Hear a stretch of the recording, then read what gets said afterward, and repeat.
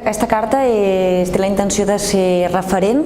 pel que fa a drets digitals, per a les ciutadanies, per a empreses, per a associacions i institucions, i volem convertir Catalunya en terra garant dels drets digitals. És un projecte que impulsa el Govern de la Generalitat de Catalunya, però evidentment sols no podem fer res perquè és un projecte que ha de ser col·lectiu i compartit, i en aquest procés convidem a participar-hi totes aquelles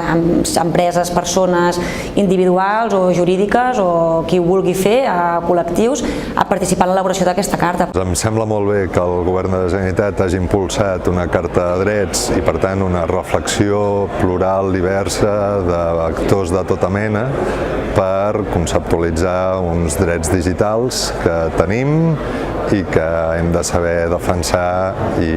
col·lectivament. Catalunya va ser molt pionera en el desenvolupament d'Internet a Espanya.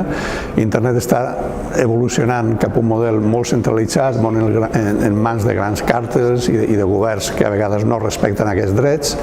i d'alguna forma nosaltres, igual que van ser pioners en l'impuls de la Internet a Espanya, també hem de ser pioners ara en la defensa d'aquests drets i deures a nivell europeu i a nivell internacional. És important d'observar els drets que tenim en el context actual, actualitzar els que ja tenim i actualitzar-ho en relació al context actual, i a més identificar els nous drets generats per al context actual i tenir uns drets per a la ciutadania a l'alçada de l'època en la que vivim. El digital implica una velocitat de desplegament que ens deixa poc temps per la reflexió,